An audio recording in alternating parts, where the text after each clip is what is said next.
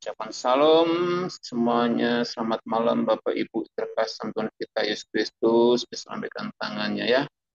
Oke, malam hari ini kita bertemu, jumpa lagi di dalam Bible Study. Kiranya malam hari ini kita sama-sama belajar, mendengarkan sebagian daripada firman Tuhan yang disampaikan, yang dibimbing oleh Pastor David Chang. Yuk kita terlebih dahulu kita berdoa, satuan hati kita. Bapa di surga, kami mengucap syukur buat kesempatan malam hari ini, berikan kami kesempatan untuk sama-sama belajar, menikmati firman Tuhan, menikmati hadirat-Mu ya Tuhan. Kiranya urapi setiap kami semuanya, taruhkanlah hikmat, pengertian bagi kami, lebih lagi buat hamba-Mu, Pastor David Chang yang mengajarkan buat kami ya Tuhan. Kiranya apa yang disampaikan, yang diajarkan, semua daripada Roh Kudus yang membimbing setiap lidah dan bibirnya. Dalam nama Tuhan Yesus, kami juga berdoa buat teman-teman yang belum sempat bergabung sama-sama dengan kami, kiranya Tuhan menyertai dalam setiap aktivitas mereka, kegiatan apapun, pekerjaan apapun yang mereka kerjakan, bila mereka merasakan hadirat Tuhan, mereka merasakan damai sejahtera dari Roh Kudus. Terima kasih Tuhan, serahkan Bible di malam hari ini dari awal, pertengahan, hingga akhir. Hanya dalam nama Tuhan Yesus. Haleluya. Karena akan satu pujian, besar dan ajaiblah karyamu. Besar dan ajaiblah karyamu, adil dan benarlah jalanmu, Raja segala bangsa yang maha kuasa, mulia namamu. Katakan besar dan ajaiblah karyamu, besar dan ajaiblah karyamu, adil dan benarlah jalan, Raja segala bangsa yang maha kuasa, mulia namamu.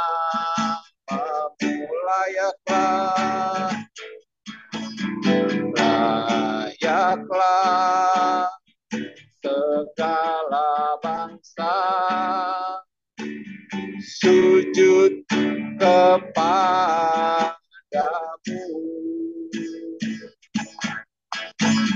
sebab Kau Allah yang kudus, layak disembah.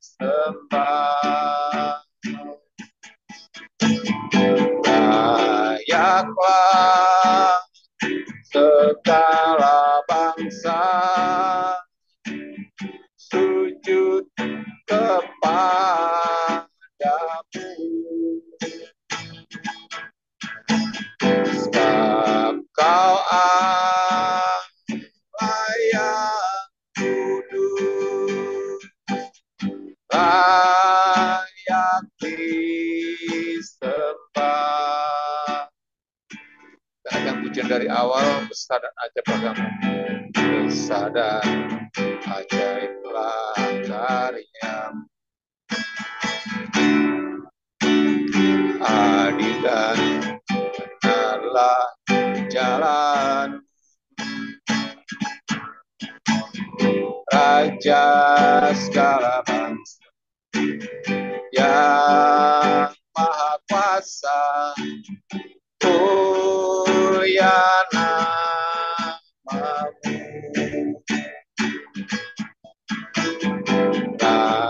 Layaklah segala bangsa sujud kepadamu, sebab Kau Allah yang kudus,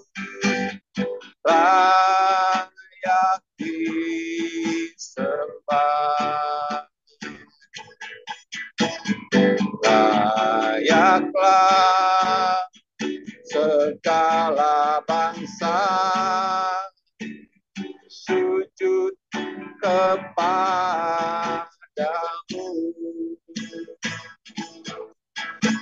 sebab Kau Allah yang kudus, layak disembah. Sebab Kau Allah yang kudus, layak disembah. Sebab Kau Allah yang kudus, layak disembah.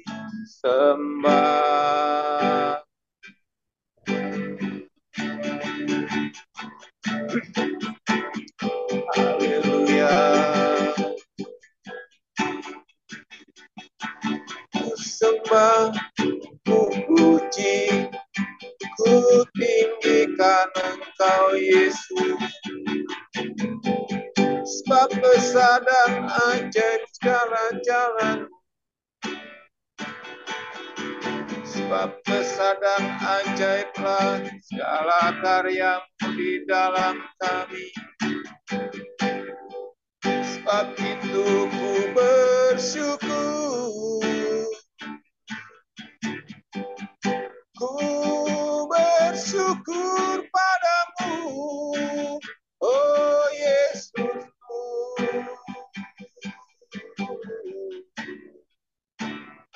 Tiada Tuhan selain Engkau, tiada Tuhan yang seperti-Mu.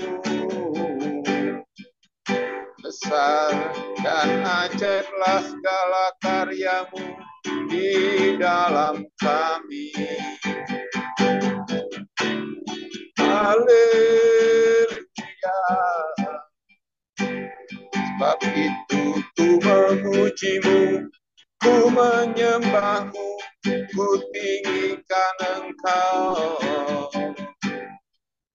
Terpujilah Engkau, Yesus Kristus, Tuhan dan Rajaku.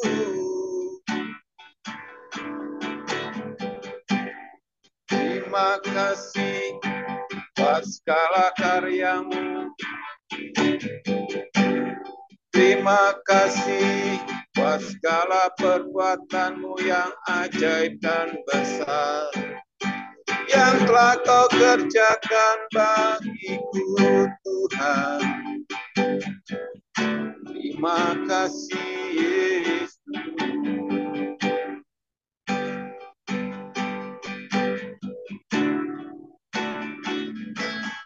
Ku sembah Kau, Tuhan, ku mengangkat tanganku, selamanya Kau ajaib bagiku. Sembah Kau, Tuhan, ku mengangkat wajahku, selamanya Kau hebat bagiku. Ku sembah, sembah Kau, Tuhan, ku mengangkat tanganku, selamanya Kau ajaib bagiku. Sembah Kau, Tuhan, ku mengangkat wajahku, selamanya Kau hebat bagiku. Katakan, oleh karena kemurahan Tuhan, oleh karena kemurahan Tuhan, ku ada sampai hari ini. Oleh karena kebaikan Tuhan, janji-Mu terjadi bagiku. Sembah Kau Tuhan, ku mengangkat tanganku, selamanya Kau ajaib bagiku. Sembah Kau Tuhan, ku mengangkat wajahku, selamanya Kau hebat bagiku. Ku sembah Kau Tuhan, ku mengangkat tanganku, selamanya Kau ajaib bagiku. Sembah Kau Tuhan, ku mengangkat wajahku, selamanya Kau hebat bagiku. Selamanya Kau ajaib bagiku.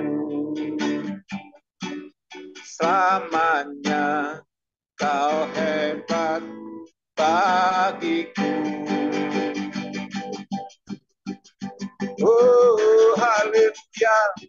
Engkau dahsyat, Engkau ajaib, Engkau hebat, Engkau besar, Engkau berkuasa. Haleluya. Haleluya. Terpujilah namamu Tuhan di dalam hidup kami. Terpujilah Engkau Yesus di sepanjang hidup kami. Haleluya. Terpuji Engkau, terima kasih Tuhan. Ku bersyukur malam hari ini kami ada semua karena kebaikan-Mu, karena kemurahan, oh Yesus. Padamu ku percaya, padamu ku berserah.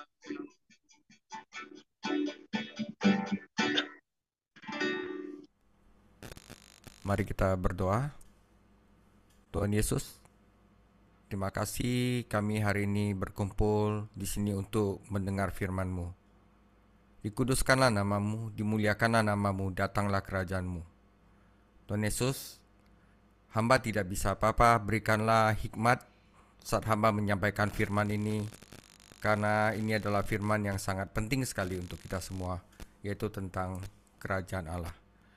Jauhkanlah kami daripada yang jahat, lepaskanlah kami daripada pencobaan, karena Engkaulah yang punya kerajaan, kuasa dan kemuliaan sampai selama-lamanya. Amin. Oke. Saudara, hari ini akan menarik perumpamaan tentang kerajaan Allah.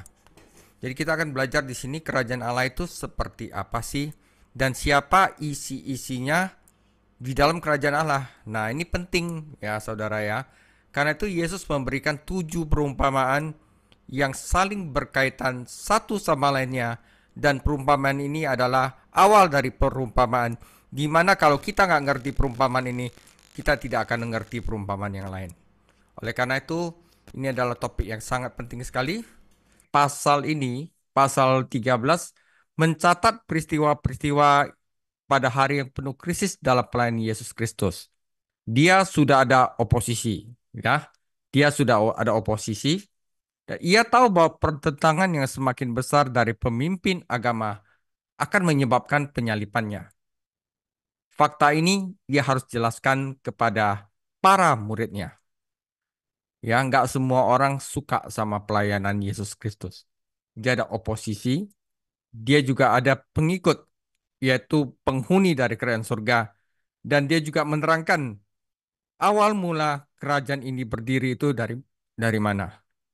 Namun pernyataan logis mereka adalah apa yang akan terjadi dengan kerajaan yang telah kita beritakan. Ya, pertanyaan itu dijawab dalam rangkaian perumpamaan ini. Jadi ia pertama-tama menjelaskan kebenaran tentang kerajaan, kemudian menjelaskan kepada mereka fakta-fakta tentang salib. Penggunaan perumpamaan oleh Tuhan Yesus membingungkan para murid.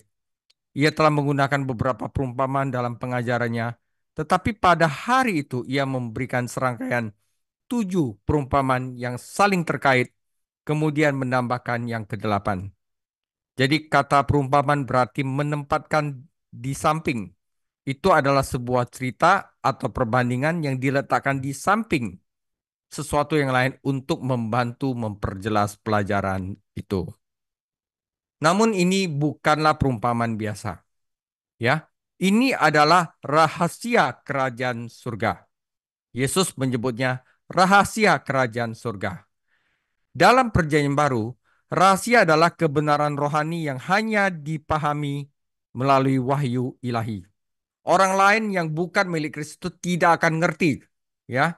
Ini adalah rahasia suci yang hanya diketahui oleh mereka yang di dalam, yang belajar dari Tuhan dan menaatinya, ya.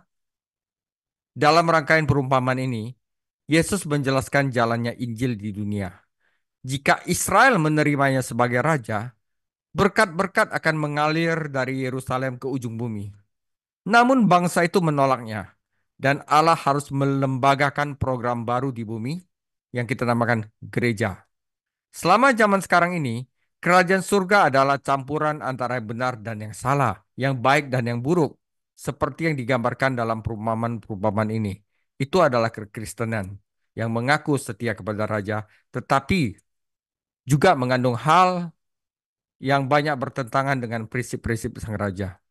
Mengapa Yesus mengajar dalam perumpamaan? Ada 2 alasan diberikan karena kerasnya hati orang-orang. Ya, di sini Matius 10 sampai 17 akan saya sajikan dalam pendahuluan firman-Nya, dan karena hal ini juga dinubuatkan dalam Mazmur 78 ayat 2. Ya, kita mulai masuk kenapa Yesus berkata dalam perumpamaan. Sebelum kita masuk perumpamannya, ya. Matius 13 ayat 10 sampai 17. Maka datanglah murid-muridnya dan bertanya kepadanya, "Mengapa engkau berkata-kata kepada mereka dalam perumpamaan?" Jawab Yesus, "Kepadamu diberi karunia untuk mengetahui rahasia kerajaan sorga, tetapi kepada mereka tidak. Karena siapa yang mempunyai, kepadanya akan diberi, sehingga ia berkelimpahan. Tetapi siapa yang tidak mempunyai, apapun juga yang ada di padanya akan diambil daripadanya. Itulah sebabnya aku berkata-kata dalam perumpamaan kepada mereka. Karena sekalipun mereka melihat, mereka tidak melihat. Dan sekalipun mereka mendengar, mereka tidak mendengar dan tidak mengerti. Maka pada mereka genaplah nubuat Yesaya yang berbunyi, kamu akan mendengar dan mendengar namun tidak mengerti. Kamu akan melihat dan melihat namun tidak menanggap. Sebab hati bangsa ini telah menebal, dan telinganya berat mendengar, dan matanya melekat tertutup, supaya jangan mereka melihat dengan matanya, dan mendengar dengan telinganya, dan mengerti dengan hatinya, lalu berbalik sehingga aku menyembuhkan mereka. Ya, saudara, ini ayat untuk kita. Tetapi berbahagialah matamu karena melihat, dan telingamu karena mendengar. Sebab aku berkata kepadamu, sesungguhnya banyak nabi dan orang benar ingin melihat apa yang kamu lihat, tetapi tidak melihatnya. Dan ingin mendengar apa yang kamu dengar, tetapi tidak mendengarnya. Ya, jadi mengapa Yesus menggunakan perumpamaan? Karena kerasnya hati orang-orang ini dan untuk mengenapi nubuatan Nabi Yesaya. Nah, saudara, di sini saya akan jelaskan 3 hal tentang kerajaan surga. Yesus tidak mengajar perumpamaan untuk membingungkan atau mengutuk orang-orang. Ini simple bagi orang-orang punya hati, tetapi ini menjadi suatu kebingungan bagi orang tidak mempunyai hati. Simpelnya begitu, saudara. Sebaliknya, ia berusaha membangkitkan minat dan rasa ingin tahu mereka.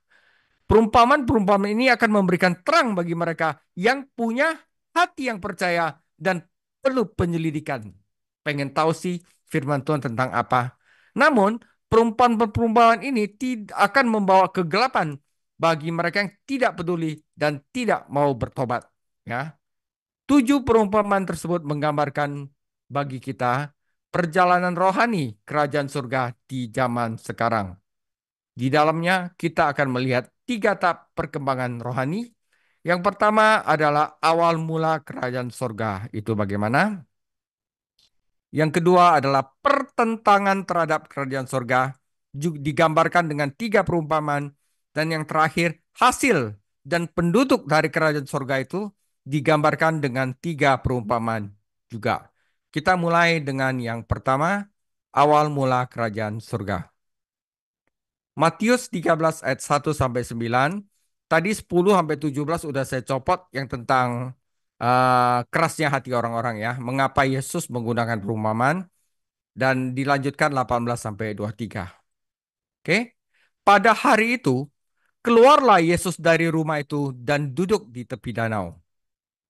Maka datanglah orang banyak berbondong-bondong lalu mengurumuni dia sehingga ia naik ke perahu dan duduk di situ sehingga orang banyak semuanya berdiri di pantai. Ya, kita bisa imajinasi ya. Dan ia mengucapkan banyak hal dalam perumpamaan kepada mereka. Katanya, ada seorang penabur keluar untuk menabur.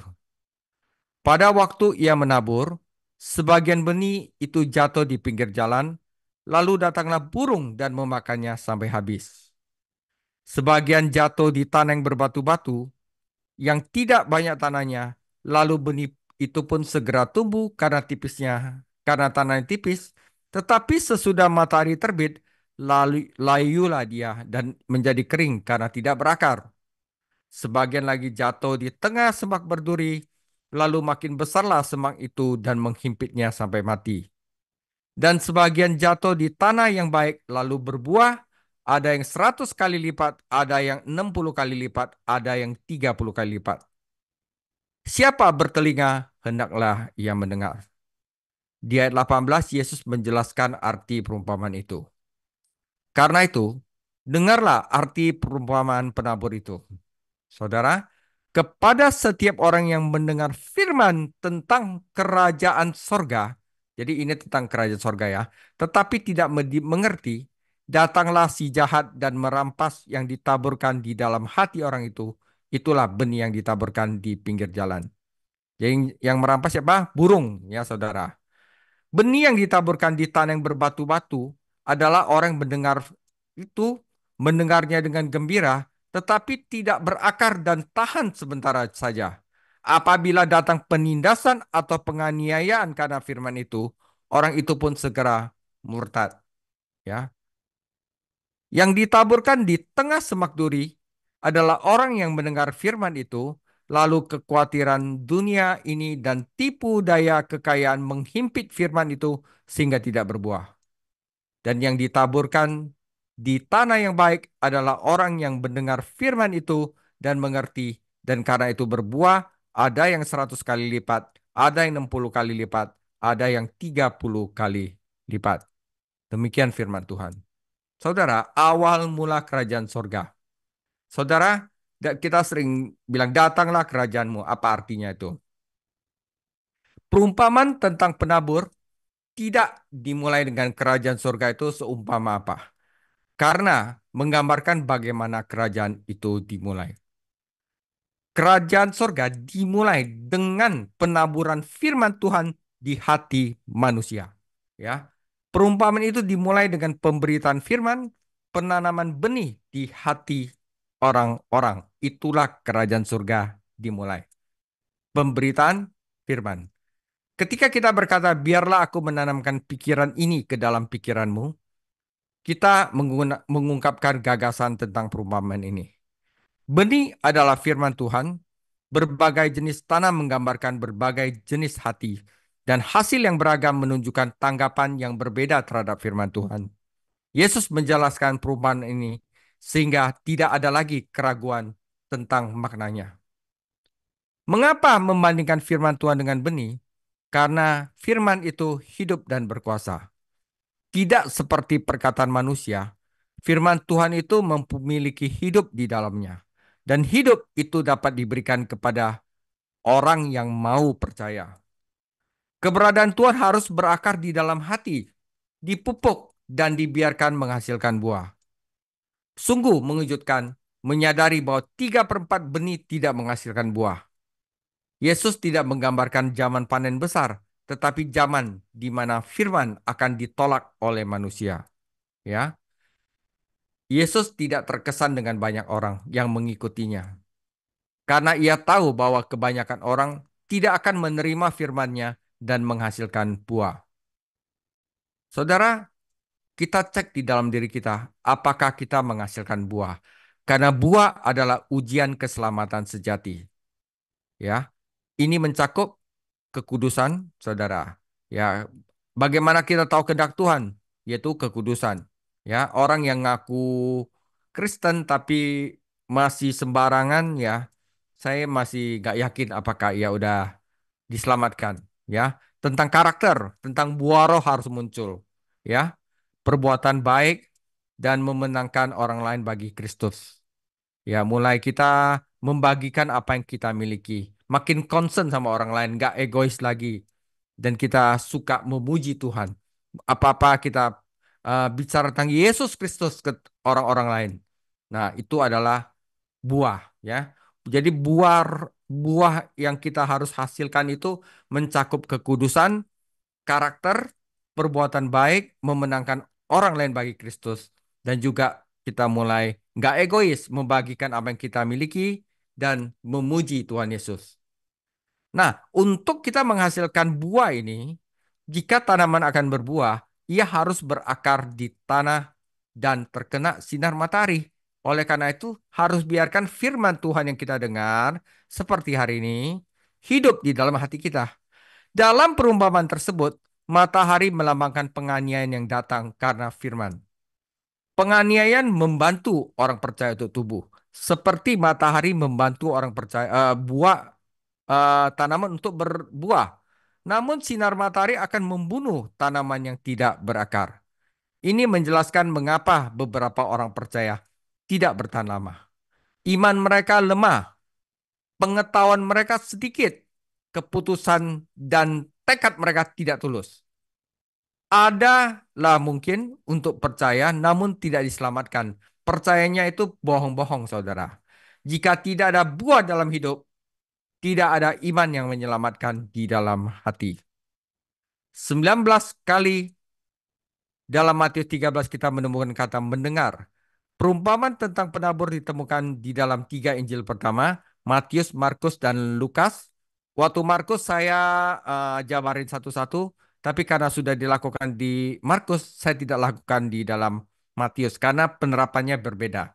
Dan dalam masing-masing Injil, nasihat penutupnya berbeda. Penting bagi kita untuk mendengar firman Tuhan, karena iman timbul dari pendengaran dan pendengaran akan firman Kristus. Yesus berkata, siapakah yang mempunyai telinga, hendaklah mendengar. Perhatikanlah apa yang kamu dengar. Dan di dalam Lukas, perhatikanlah bagaimana kamu mendengar. Ya, jadi penekanan dari Matius, Markus, dan Lukas berbeda. Oke, jadi bagaimana awal mula kerajaan surga? Awal mula kerajaan surga adalah saat firman Tuhan ditanamkan di dalam benih manusia. Jadi itulah awal mula kerajaan surga. Yang kedua tentang pertentangan terhadap kerajaan surga. Kita baca dulu firman-Nya, Matius 13 ayat 24 sampai 43. Yesus membentangkan suatu perumpamaan lain kepada mereka, katanya. Hal kerajaan sorga itu seumpama orang yang menaburkan benih yang baik di ladangnya. Tetapi pada waktu semua orang tidur, datanglah musuhnya menaburkan benih lalang di antara gandum itu lalu pergi. Ketika gandum itu tumbuh dan mulai berbulir, nampak jugalah lalang itu. Maka datanglah hamba-hamba Tuhan ladang itu kepadanya dan berkata, Tuan, bukankah benih baik yang Tuhan taburkan di ladang Tuan? Dari manakah lalang itu? Jawab Tuhan itu, seorang musuh yang melakukannya. Lalu berkatalah hamba-hamba itu kepadanya, jadi maukah Tuhan supaya kami pergi mencabut lalang itu? Tetapi ia berkata, jangan, sebab mungkin gandum itu ikut tercabut pada waktu kamu mencabut lalang itu. Biarkanlah keduanya tumbuh bersama sampai waktu menuai. Pada waktu itu aku akan berkata kepada para penuai, kumpulkanlah dahulu lalang itu dan ikatlah berberkas-berkas untuk dibakar. Kemudian kumpulkanlah gandum itu ke dalam lumungku. Yesus membentangkan satu perumpamaan lain kepada mereka. Katanya, hal kerajaan sorga itu seumpama biji sesawi yang diambil dan ditaburkan orang di lalang. Memang biji itu yang paling kecil dari segala jenis benih. Tetapi apabila sudah tumbuh, sesawi itu lebih besar daripada sayuran yang lainnya. Ya, saudara ingat ini katanya apa? Sayuran. Oke. Bahkan menjadi pohon. Sehingga burung-burung di udara datang bersarang pada cabang-cabangnya. Oke. Dan ia menceritakan perumpamaan ini juga kepada mereka. Hal kerajaan surga itu seumpama ragi yang diambil seorang perempuan dan diadukkan ke dalam tepung terigu 3 sukat sampai kamir seluruhnya. Semuanya itu disampaikan Yesus kepada orang banyak dalam perumpamaan dan tanpa perumpamaan suatu pun tidak disampaikan kepada mereka. Supaya genaplah firman yang disampaikan oleh Nabi. Aku mau membuka mulutku mengatakan perumpamaan. Aku mau mengucapkan hal yang tersembunyi sejak dunia dijadikan. Maka Yesus pun meninggalkan orang banyak itu lalu pulang. Murid-muridnya datang dan berkata kepadanya, jelaskanlah kepada kami perumpamaan tentang lalang di ladang itu. Ia menjawab katanya, orang yang menaburkan benih baik adalah anak manusia. Ladang adalah dunia. Benih yang baik itu anak-anak kerajaan, dan lalang anak-anak si jahat. Musuh yang menaburkan benih lalang ialah iblis. Waktu menuai ialah akhir zaman, dan para penuaian itu adalah para malaikat-malaikat. Maka seperti lalang itu dikumpulkan dan dibakar dalam api, demikian juga pada akhir zaman. Anak manusia akan menyuruh malaikat-malaikatnya dan mereka akan mengumpulkan segala sesuatu yang menyesatkan dan semua orang melakukan kejahatan dari dalam kerajaannya. Semuanya akan dicampakkan ke dalam dapur api, di sanalah akan terdapat ratapan dan kertakan gigi. Pada waktu itulah orang-orang benar akan bercahaya seperti matahari dalam kerajaan Bapa mereka. Siapa bertelinga, hendaklah ia mendengar. Saudara, di sini ada 3 perumpamaan, ya. Eh, tapi tiga-tiganya berbicara tentang pertentangan terhadap kerajaan surga, ya. Jadi ada 3, saudara ya. Setan menentang kerajaan dengan mencoba merampas firman Tuhan dari hati manusia. Namun ketika itu gagal, ia memiliki cara lain untuk menyerang pekerjaan Tuhan. Ketiga perumpamaan ini menyingkapkan bahwa setan terutama adalah peniru dan penipu. Ia menanamkan orang Kristen palsu, ia mendorong pertumbuhan palsu, dan ia memperkenalkan doktrin palsu. Jadi lalang itu adalah orang Kristen palsu, sesawi adalah pertumbuhan palsu, sayuran gak ada buahnya saudara. Dan ragi adalah doktrin palsu. Mari kita sama-sama pelajari ini. Lalang orang Kristen palsu. Setan tidak dapat mencabut tanaman, yaitu orang Kristen sejati. Jadi, ia menanam orang Kristen palsu di tengah-tengah mereka. Jadi di setiap gereja itu ada orang Kristen palsu. Dalam perumpamaan ini, benih yang baik bukanlah firman Tuhan. Itu menggambarkan orang-orang yang bertobat melalui kepercayaan kepada firman. Ladang itu bukan hati manusia, ladang itu adalah dunia.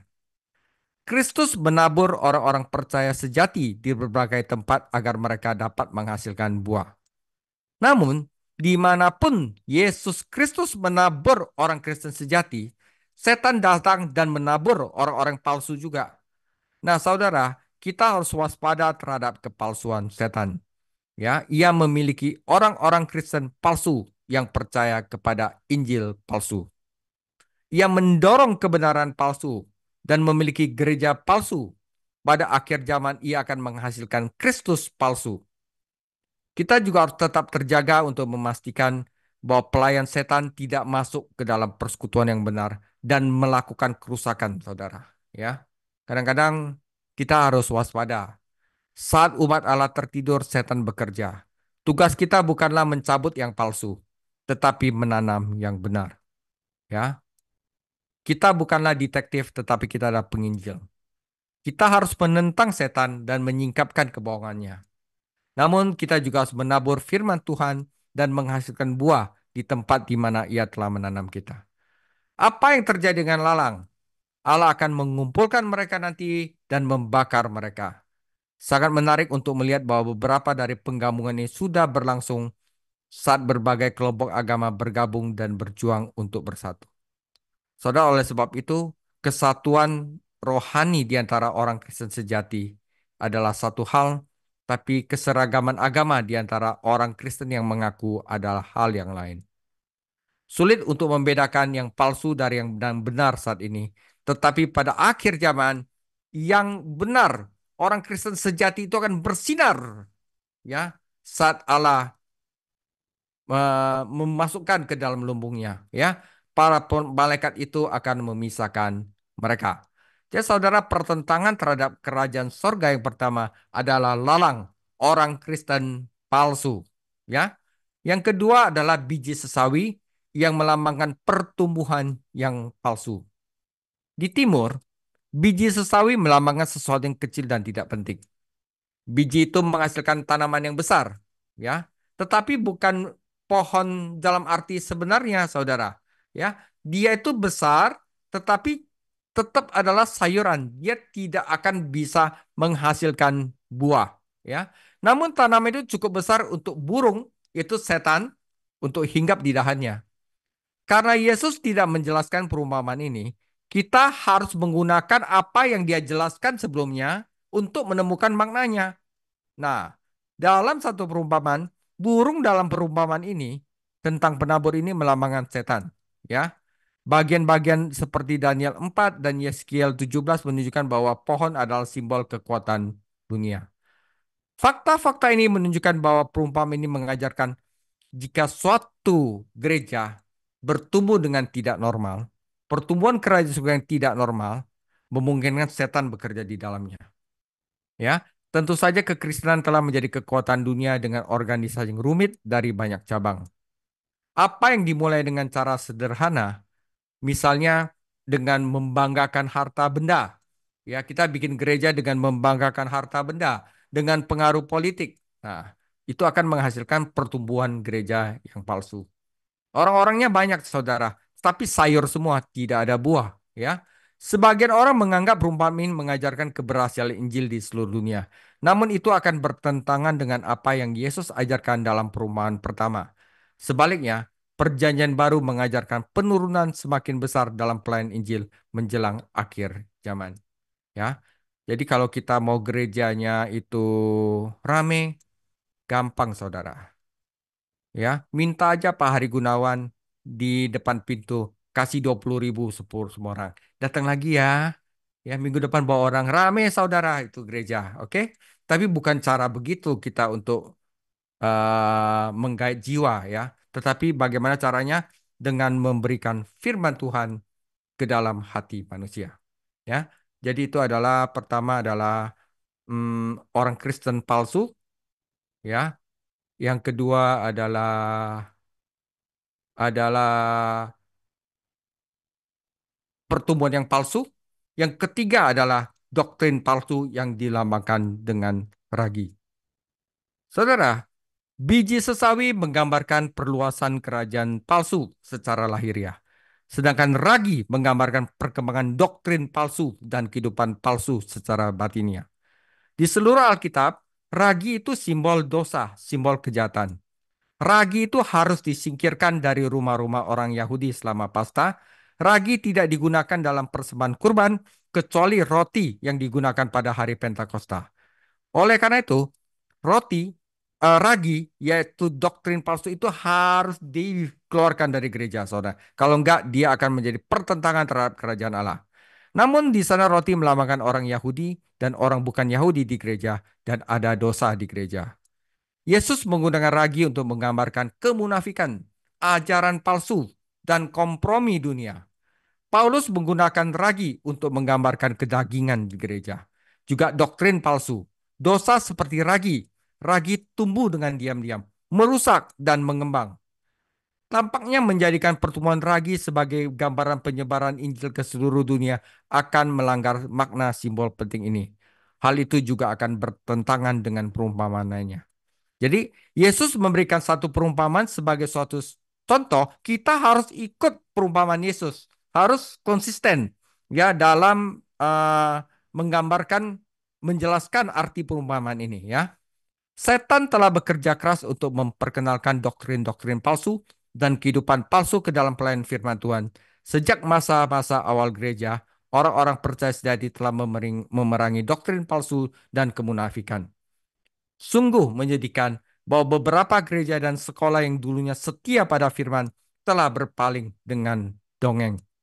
Karena itu saudara, ujilah segala sesuatu dan peganglah yang baik adalah nasihat yang sehat. Kerajaan surga dimulai dengan menabur firman di dalam hati manusia. Banyak benih yang tidak berbuah, beberapa berbuah. Tetapi yang berbuah pun setan menentang pekerjaan Tuhan dengan menabur orang Kristen palsu, dengan mendorong pertumbuhan palsu, dan juga memperkenalkan doktrin palsu. Tampaknya setan menang, saudara. Namun, ujiannya ada di akhir zaman, bukan selama jalan. Dan ini adalah hasil dari kerajaan surga. Siapa saja penduduk-penduduk dari kerajaan surga? Mari kita masuk ke bagian yang ketiga. Matius 13 ayat 44 sampai 58. Hal kerajaan surga itu seumpama harta yang terpendam di ladang, yang ditemukan orang lalu dipendamkannya lagi. Oleh sebab itu sukacitanya pergilah ia menjual seluruh miliknya lalu memberi ladang itu. Demikian pula hal kerajaan surga seumpama seorang pedagang yang mencari mutiara yang indah. Setelah ditemukannya mutiara yang sangat berharga, ia pun pergi menjual seluruh miliknya lalu membeli mutiara itu. Demikian pula hal kerajaan surga itu seumpama pukat yang dilabuhkan di laut, lalu mengumpulkan berbagai-bagai jenis ikan. Setelah penuh, pukat itu pun diseret orang ke pantai, lalu duduklah mereka dan mengumpulkan ikan yang baik ke dalam pasu dan ikan yang tidak baik mereka buang. Demikianlah juga pada akhir zaman, malaikat-malaikat akan datang memisahkan orang jahat dari orang benar. Lalu mencampakkan orang jahat ke dalam dapur api, di sanalah akan terdapat ratapan dan kertakan gigi. Mengertikah kamu semuanya itu? Mereka menjawab, ya kami mengerti. Lalu berkatalah Yesus kepada mereka, karena itu setiap ahli Taurat yang menerima pelajaran dari hal kerajaan surga itu seumpama Tuhan rumah yang mengeluarkan harta yang baru dan lama dari pembendaharanya. Setelah Yesus selesai menceritakan perumpamaan itu, ia pun pergi dari situ. Setibanya di tempat asalnya, Yesus mengajar orang-orang di situ di rumah ibadat mereka. Maka takjublah mereka dan berkata, dari mana diperolehnya hikmat itu dan kuasa untuk mengadakan mujizat-mujizat itu? Bukankah ia ini anak tukang kayu? Bukankah ibunya bernama Maria dan saudara-saudaranya Yakobus, Yusuf, Simon, dan Yudas? Dan bukankah saudara-saudaranya perempuan semua ada bersama kita? Jadi dari mana diperolehnya semuanya itu? Lalu mereka kecewa dan menolak dia. Ya. Maka Yesus berkata kepada mereka, seorang nabi dihormati di mana-mana, kecuali di tempat asalnya sendiri dan di rumahnya. Dan karena ketidakpercayaan mereka, tidak banyak mujizat diadakan di situ. Saudara, bagian ketiga adalah hasil dari kerajaan sorga. Ya saudara, nanti pada waktu kerajaan sorga itu terbentuk, isinya itu ada tiga bangsa. Pada akhir zaman Allah akan memiliki tiga bangsa. Pertama adalah orang Yahudi, ya, yang digambarkan dalam perumpamaan harta yang tersembunyi. Kedua adalah gereja, ya, kita semua, yaitu mutiara. Dan satu lagi adalah bangsa-bangsa non-Yahudi yang diselamatkan karena pemberitaan Injil kita yang akan masuk ke dalam kerajaan surga dilambangkan dengan pukat, ya saudara. Jadi ada harta kartu yang tersembunyi, gereja, mutiara dan pukat. Mari kita baca harta karun yang tersembunyi. Penafsiran umum dari perumpamaan ini adalah kadang-kadang kita tafsirnya, oh orang berdosa menemukan Kristus, lalu dia jual seluruh miliknya agar mendapatkan Kristus. Ya, Tetapi ini tidak benar, saudara ya. Ya. Namun penafsiran ini menimbulkan beberapa masalah. Pertama-tama, Yesus Kristus bukanlah harta karun yang tersembunyi. Dia mungkin adalah pribadi yang paling dikenal dalam sejarah. Kedua, saudara, orang berdosa tidak dapat menemukan Kristus. Karena orang berdosa itu buta, keras kepala. Yesus Kristuslah yang menemukan orang berdosa yang terhilang. Ya, dan tidak ada orang berdosa yang dapat membeli keselamatan. Nah, harap perhatikan bahwa orang dalam perumahan itu tidak membeli harta karun. Dia membeli seluruh ladang. Ladang itu adalah dunia. Haruskah orang berdosa yang terhilang membeli dunia untuk mendapatkan Kristus? Apakah dia menyembunyikan lagi? Ya, jadi banyak orang yang uh, menafsirkan orang itu menemukan Kristus lalu membeli seluruh miliknya. Ya, jadi itu tidak benar. Sekali lagi, simbolisme perjanjian lama membantu kita dalam penafsiran kita. Ya, harta karun yang tersembunyi itu adalah bangsa Israel. Ditemukan tetapi dikubur lagi, saudara ya. Bangsa itu ditempatkan di dunia untuk mendatangkan kemuliaan bagi Allah, tetapi gagal. Bangsa itu menjadi bangsa yang tersembunyi. Harta karun yang tidak dapat diinvestasikan untuk menghasilkan keuntungan bagi Allah. Tapi Yesus Kristus memberikan segalanya untuk membeli seluruh dunia untuk menyelamatkan bangsa itu. Di kayu salib, Yesus mati untuk seluruh dunia, tetapi dengan cara yang khusus, ia mati untuk orang Yahudi, yaitu Israel. Bangsa itu menderita penghakiman dan kehancuran, tetapi di mata Allah bangsa itu tersembunyi dan akan dinyatakan kembali dalam kemuliaan. Jadi memang ada masa depan bagi Israel, walaupun sekarang mereka masih buta ya. Secara politis bangsa itu dilahirkan kembali pada tanggal 14 Mei 1948. Namun bangsa itu masih jauh dari apa yang seharusnya secara rohani. Saudara, kurang dari 1% bangsa Yahudi yang mempercayai Yesus Kristus sekarang. Karena itu ia merupakan harta karun yang tersembunyi, yang tidak bisa menjadi keuntungan bagi Allah. Jadi Allah melihat Israel sebagai harta karunnya dan suatu hari ia akan menegakkannya dalam kerajaan yang mulia. Itu adalah Israel. Ya. Kedua adalah siapakah penghuni kerajaan surga? Adalah mutiara yang sangat berharga. Sebuah lagu Injil yang terkenal mengabadikan penafsiran bahwa mutiara ini adalah Yesus Kristus dan keselamatannya. Namun, keberatan yang sama berlaku untuk penafsiran ini sebagaimana yang diterapkan pada perumpamaan sebelumnya. Orang berdosa tidak dapat menemukan Kristus. Yesus Kristuslah yang menemukan orang berdosa. Tidak ada orang berdosa yang mampu membayar keselamatan meskipun ia menjual seluruh miliknya. Saudara, mutiara itu melambangkan gereja. Alkitab membuat perbedaan antara orang Yahudi, orang bukan Yahudi, dan gereja. Saat ini gereja tubuh Kristus terdiri dari orang Yahudi dan orang bukan Yahudi yang percaya. Tidak seperti kebanyakan permata lainnya, ya. Mutiara adalah kesatuan, satu kesatuan. Ia tidak bisa diukir dan dipahat seperti berlian atau jamur. Gereja adalah satu kesatuan. Meskipun gereja yang mengaku di bumi terbagi, seperti mutiara, gereja adalah hasil dari penderitaan. Seperti mutiara hasil dari penderitaan dari tiram itu. Kristus mati untuk gereja dan penderitanya di kayu salib memungkinkan kelahirannya. Mutiara itu tumbuh secara bertahap, nggak bisa cepat. Gereja juga bertumbuh secara bertahap saat Roh Kudus menegur dan mengubah orang berdosa. Tidak ada seorang pun dapat melihat pembuatan mutiara. Karena mutiara itu tersembunyi di cangkang tiram di bawah air. Tidak ada seorang pun dapat melihat pertumbuhan gerejanya di dunia. Gereja ada di antara bangsa-bangsa saat ini dalam Alkitab melambangkan bangsa-bangsa. Dan suatu hari gereja akan dinyatakan oleh Yesus Kristus dalam keindahannya. Isinya orang-orang yang benar-benar berkarakter dan berbuah seperti Kristus. Jadi terlepas dari pekerjaan setan yang licik di dunia ini, Kristus sedang membentuk gerejanya. Makanya perlu pendalaman Alkitab. Kristus sedang membentuk gerejanya. Dia menjual seluruh apa yang dimilikinya. bahkan nyawanya sendiri untuk membeli gerejanya. Dan tidak ada yang dapat dilakukan setan untuk menyebabkannya gagal. Hanya ada satu gereja, mutiara yang sangat berharga, meskipun memang banyak gereja lokal. Jadi, setiap gereja lokal itu bersatu untuk apa? Memuliakan Yesus Kristus. Tidak semua orang yang menjadi anggota gereja lokal termasuk dalam satu gereja tubuh Kristus. Hanya melalui pertobatan dan iman. Ingat ya, yang kita perlukan cuma pertobatan dan iman kepada Yesus Kristus. Kita menjadi bagian dari gerejanya.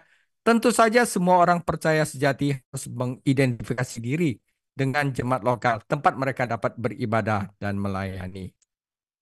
Yang terakhir, hasil dari kerajaan surga adalah pukat, di mana saat pemberitaan Injil diberitakan barang siapa yang percaya kepada Yesus Kristus, dia akan diselamatkan. Itu adalah ikan yang baik.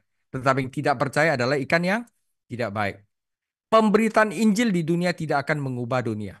Pemberitaan itu seperti jala besar untuk mengumpulkan semua jenis ikan. Ada yang baik, ada yang buruk. Gereja yang mengaku saat ini memiliki orang percaya sejati dan palsu, perumpamaan tentang lalang, orang percaya yang baik dan yang buruk. Pada akhir zaman, Allah akan memisahkan orang percaya sejati dari yang palsu dan yang baik dari yang buruk. Ya, ketika Yesus Kristus kembali ke bumi untuk berperang di medan perang Armageddon, ia akan memisahkan orang percaya dan orang tidak percaya yang sudah ada di bumi. Ya, mereka adalah orang-orang masih hidup yang bukan bagian dari gereja yang udah ada di surga karena rapture atau Israel. Ya, orang-orang bukan Yahudi ini diperlakukan dengan benar. Orang-orang yang diselamatkan akan masuk ke dalam kerajaan, tetapi orang-orang yang tidak diselamatkan dilemparkan ke dalam dapur api, dan gagasan yang sama ditemukan dalam perumpamaan tentang domba dan kambing. Dua kali dalam rangkaian perumpamaan ini Yesus menggunakan frasa akhir dunia. Ia tidak merujuk pada akhir zaman gereja ini, karena kebenaran tentang gereja tidak dibagikan kepada para murid sampai kemudian. Zaman yang ia maksud adalah zaman orang Yahudi pada akhir masa kesusahan besar, ya, masa penderitaan Yakub. Kita harus berhati-hati untuk tidak menafsirkan bagian-bagian dalam Matius ini sebagai kebenaran yang kemudian diberikan melalui Paulus dan para rasul lainnya. Setelah Yesus menjelaskan rangkaian perumpamaan ini, ia bertanya kepada para muridnya, apakah mereka memahaminya? Dan mereka dengan yakin menjawab, ya Tuhan. Saudara, pemahaman, pengetahuan melibatkan tanggung jawab.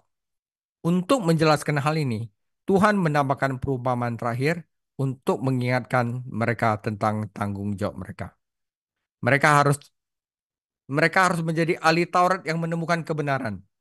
Ya, para ahli Taurat mulai sebagai kelompok yang mulia di bawah pimpinan Esra. Ya, belajar firman Tuhan. Tujuan mereka adalah untuk memelihara hukum, mempelajarinya dan menerapkannya kebenarannya dalam kehidupan sehari-hari.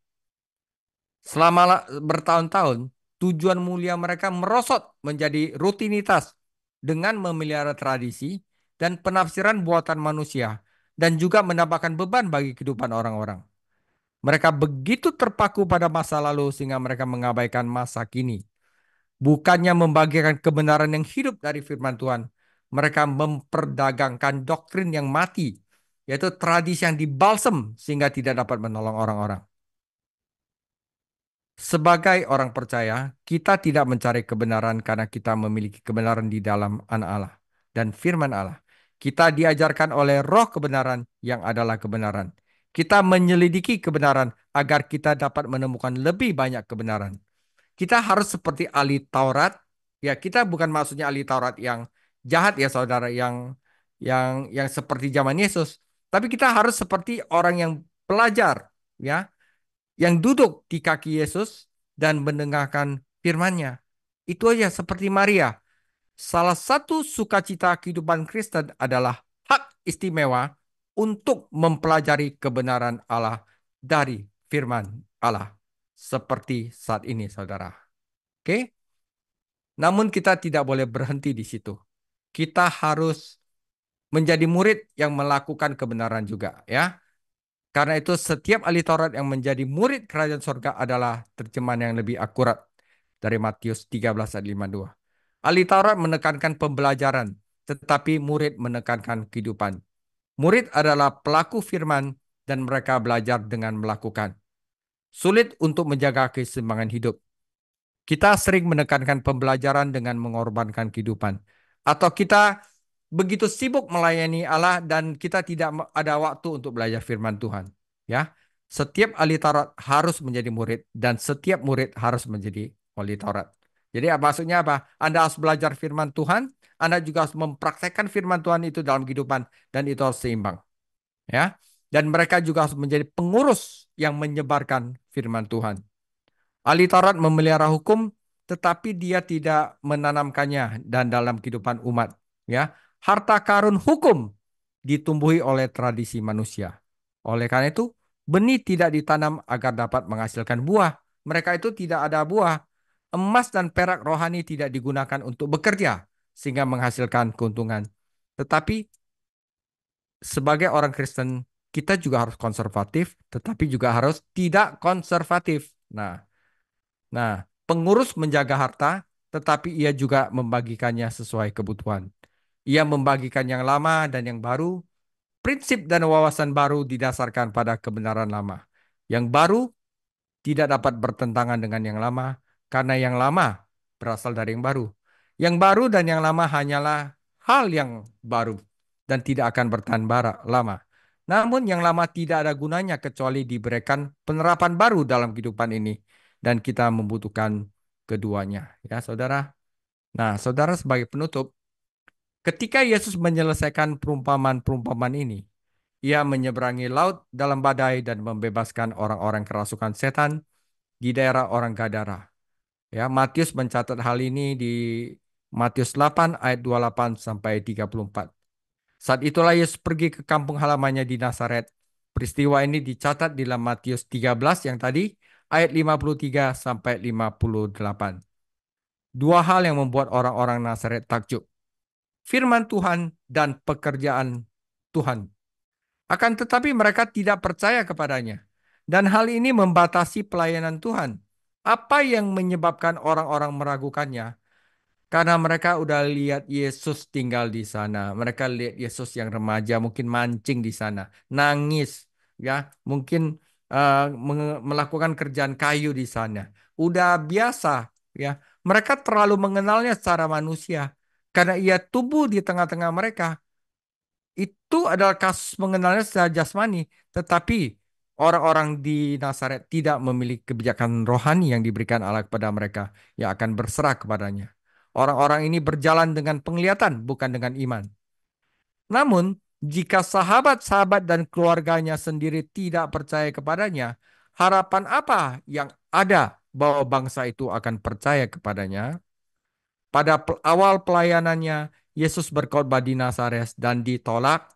Sekarang dia ditolak lagi. Ini adalah kunjungannya terakhir ke Nazaret. Penduduk desa itu tidak memiliki kesempatan lagi. Yesus dikenal sebagai Yesus dari Nazaret dan para pengikutnya pun disebut orang Nazaret. Tetapi Nazaret tidak menerimanya. Oke, setelah Yesus mengucapkan perumpamaan tentang kerajaan surga, Matius memilih peristiwa ini sebagai penutup yang tepat untuk bagian pemberontakan terhadap raja. Ya, orang-orang pemimpin agama memberontaknya. Ya, sekarang keluarganya sendiri pun memberontak terhadapannya. Sudah ditutup dan Yesus sudah menetapkan bahwa orang-orang yang hidup di dalam kerajaan surga adalah orang yang mendengar firman, awal mulanya mendengar firman dan menanamnya di dalam hati, ya. Orang menentangnya ada lalang, orang Kristen palsu, pertumbuhan palsu dan doktrin palsu, tetapi orang Israel akan diselamatkan, gereja akan diselamatkan dan pukat adalah di mana kita menyebarkan Injil. Siapa yang percaya dan mengaku dengan percaya bahwa Yesus Kristus adalah Tuhan akan diselamatkan. Saudara, demikianlah tentang perumpamaan tentang kerajaan surga. Minggu depan kita akan masuk ke musuh orang banyak dan murid sang raja. Matius 14. Tuhan Yesus memberkati. Oke, hari ini 11 apa yang sudah disampaikan kepada David. Mari kita naikkan satu pujian, kerajaanmu datanglah. Kerajaanmu datanglah, kehendakmu jadilah di bumi seperti di surga. Kerajaanmu datanglah, kehendakmu jadilah di bumi seperti di surga. Muliakanlah Raja segala raja, penguasa di udara diruntuhkan. Dialah nama Yesus ditegakkan sekarang, kemuliaan kuasanya atas kita. Muliakanlah Raja segala raja, penguasa di udara diruntuhkan. Dialah nama Yesus ditegakkan sekarang, kemuliaan kuasanya atas kita. Kerajaanmu datanglah, kehendakmu jadilah di bumi seperti di surga. Di bumi seperti di surga. Di bumi seperti di surga. Haleluya. Terima kasih Tuhan Yesus, kami mengucap syukur pada malam hari ini. Dan malam hari ini kami boleh belajar tentang kerajaan surga.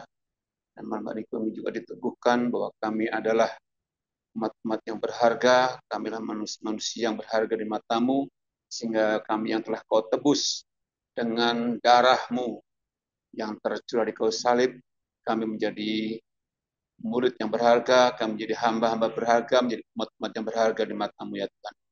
Terima kasih. Malam hari ini pengajian yang luar biasa di dalam kehidupan kami.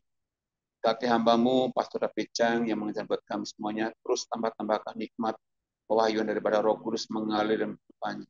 Sehingga wahyu apa yang disampaikan oleh hambamu ini terus boleh diajarkan, disalurkan bagi kami semuanya, sehingga kami juga semakin hari semakin diberikan hikmat pengertian tentang kerajaan surga, tentang firman Tuhan yang melalui hambamu sampaikan.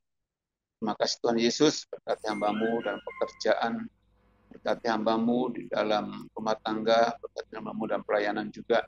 Kiranya kasih dan anugerah-Mu senantiasa melimpah di kehidupannya. Juga buat kami yang malam hari ini ada dalam kelas ini, kiranya Tuhan memberikan hikmat juga pengertian bagi kami, tambah-tambahkan iman kami Tuhan. Dan kami bangga memiliki Tuhan seperti Engkau. Kami bangga memiliki Tuhan seperti Yesus Kristus, di mana Engkau yang telah turun ke dunia untuk menebus kami, bahwa kami menjadi yang berharga di matamu ya Tuhan. Terima kasih, sampai berikan kami kesehatan, kekuatan, selama kami mengiring Engkau ya Tuhan sampai akhir hayat kami. Kami tetap kuat, kami tetap cinta, kami tetap semangat, tetap kami terus bertumbuh dan berkembang di dalam pengenalan kami akan Engkau. Terima kasih Tuhan Yesus, juga berkati teman-teman kami yang tidak sempat bergabung dengan kami. Kiranya Engkau juga memberikan hikmat pengertian bagi mereka dalam setiap aktivitas mereka Tuhan, dan kesehatan dan kekuatan. Dalam nama Tuhan Yesus, malam hari ini kami mengakhiri Bible Study malam hari ini dengan menerima berkat yang daripada Engkau. Silakan Pak David. Ya, mari kita angkat tangan kita. Semoga Allah damai sejahtera menguduskan engkau seluruhnya. Semoga tubuh, jiwa, dan roh terpelihara sempurna sampai kedatangan Tuhan Yesus yang kedua kali, dan kasih karunia Tuhan Yesus selalu menyertai kita sekarang sampai selama-lamanya. Amin.